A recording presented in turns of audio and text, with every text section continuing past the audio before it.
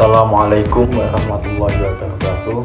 Perkenalkan, nama saya Muhammad Fikri Namul Rahmal dengan NIM 2502080091. Perkenalkan, nama saya Akila Rizkia Mumtaza dengan NIM 2502080048. Nama saya Novriana Rahmat Sajida 25020808090. Merhaba, perkenalkan namaku Azifah Ramadhani, biasa dipanggil Azifah, dengan NIM 25020808074.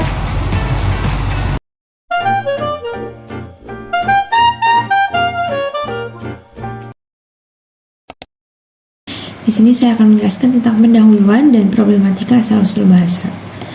Sebenarnya, studi tentang bahasa termasuk tentang asal-usul bahasa atau gletogoni sudah lama dilakukan para ilmuwan seperti sosiolog, psikolog, antropolog, filsuf, bahkan teolog. Tetapi karena pusat perhatian para ilmuwan tersebut berbeda-beda, maka tidak diperoleh pengetahuan yang memadai tentang asal-usul bahasa. Yang diperoleh justru pengetahuan tentang cabang-cabang ilmu bahasa seperti sosiolinguistik, psikolinguistik, antropolinguistik, etnolinguistik, geolinguistik, biolinguistik, filsafat bahasa, dan sebagainya. Seolah tak mau ketinggalan dengan para ahli sebelumnya, belakangan para neurolog dan geolog juga mengkaji bahasa, sehingga muncul ilmu neurolinguistik dan geolinguistik. Belakangan, para ahli komunikasi juga menjadikan bahasa sebagai pusat kajian secara mikro. Lahir ilmu seperti fonologi, morfologi, sintaks, semantik, gramatika, semiotika, dan sebagainya. Tidak mengherankan jika bahasa akhirnya menjadi bahan kajian para ilmuwan dari berbagai disiplin. Ini sekaligus membuktikan bahwa bahasa menjadi demikian penting dalam kehidupan manusia. Tidak berlebihan jika seorang filsuf hermeneutika kenamaan Gadamer mengatakan bahwa bahasa adalah pusat memahami dan pemahaman manusia, sebab melalui bahasa akan diketahui pola pikir, sistematika berpikir, kekayaan gagasan, kecerdasan, dan kondisi sosiologis serta psikologis seseorang. Namun demikian, asal-usul bahasa atau sejarah bahasa tetap obskur, dan studi tentang asal-usul bahasa tidak sesemarak bidang-bidang kebahasaan yang lain. Mengapa? Jawabnya sederhana dan spekulatif. Sebab tidak terdapat bukti ilmiah yang cukup untuk menyimpulkan kapan dan di mana sejatinya pertama kali bahasa digunakan oleh manusia, siapa yang memulai, dan bagaimana pula memulainya. Alih-alih menyimpulkan kapan bahasa pertama kali digunakan manusia, para ahli bahasa justru sepakat bahwa tidak ada seorang pun yang mengetahui secara persis asal-usul bahasa. Ada yang mengatakan bahwa keberadaan bahasa dimulai sejak awal adanya manusia. Dengan demikian, sejarah bahasa berlangsung sepanjang sejarah manusia. Ada juga sedikit informasi dari para peneliti sejarah bahasa yang menyimpulkan bahwa bahasa muncul pertama kali kurang lebih 3000 sebelum Masehi. Itu pun dianggap kesimpulan yang spekulatif dan tanpa adanya bukti yang kuat. Demikian yang bisa saya sampaikan, saya serahkan kepada materi yang selanjutnya. Baik, sebelumnya terima kasih atas waktunya. Di sini saya akan meneruskan penjelasan teman saya. Yang tadi pembahasannya mengenai asal-usul bahasa, yang mana asal-usulnya itu hasilnya itu tidak pernah memuaskan. Selalu bimbang, tidak ada yang dapat dipercaya. Satu sama lain pendapatnya itu masih bisa didebat. Pendapatnya itu masih ada celahnya, maksudnya tidak sempurna. Ya, karena hasil studi tentang asal-usul bahasa dianggap tidak pernah memuaskan, malah ada yang bersifat mitos dan main-main. Maka tahun 1866, masyarakat linguistik Prancis pernah melarang mendiskusikan asal-usul bahasa karena hasilnya tidak pernah jelas dan hanya buang-buang waktu saja. Perhatian dan waktu lebih baik dipusatkan untuk mengaji bidang-bidang lain yang hasilnya jelas dan tidak spekulatif, seperti bidang kedokteran, bidang biologi, fisika, dan sebagainya. Namun demikian, terdapat beberapa teori tentang asal-usul bahasa.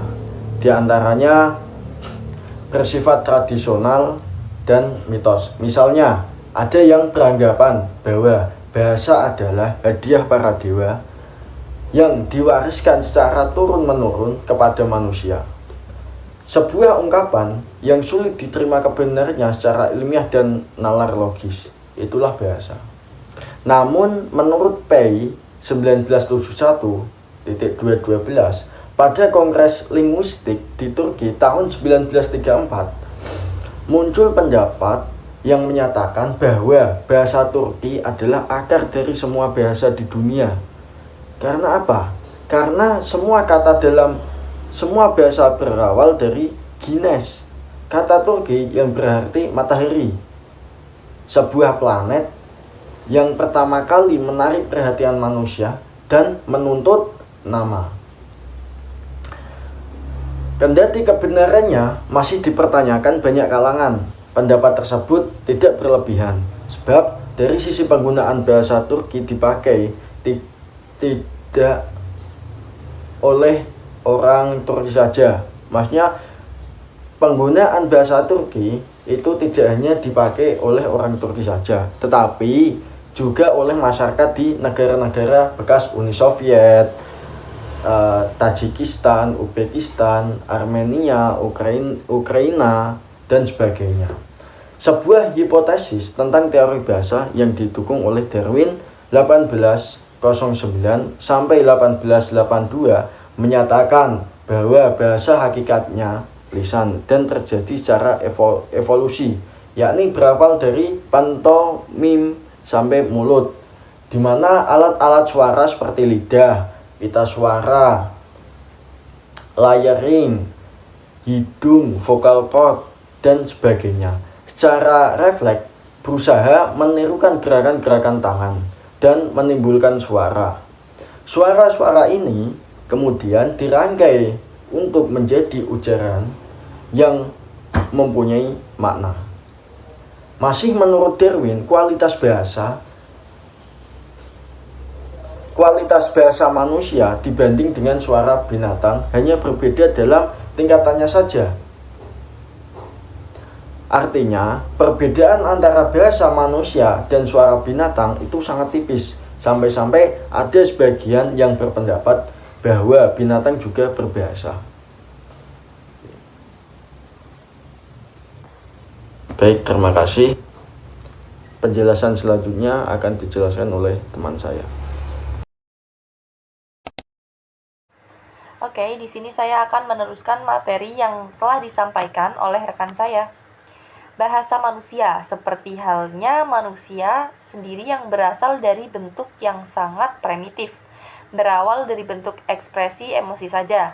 Nah, contohnya perasaan jengkel atau jijik yang diekspresikan dengan mengeluarkan udara dari hidung dan dari mulut sehingga terdengar seperti suara poh atau push oleh Max Miller 1823 sampai 1900. Namun hal ini itu ditentang oleh kendati Miller. Dia tidak setuju. Nah, menurut dia dan sebagian lain yang berpendapat bahwa bahasa itu awalnya merupakan dari imajinasi orang yang melihat cara jenis-jenis hewan atau serangga itu berkomunikasi. Contohnya itu kumbang nih. Kumbang cara menyampaikan atau cara berkomunikasi dengan kumbang yang lain itu dengan cara mengeluarkan baunya atau menari-nari di atas sarangnya. Atau juga semut. Semut juga kalau berkomunikasi itu lewat antenanya. Lalu ada teori bow wow. Teori ini muncul sebagai tiruan bunyi-bunyi yang terdengar di alam seperti nyanyian burung, suara binatang, suara hujan, angin, topan, ombak, samudra, dan lain sebagainya.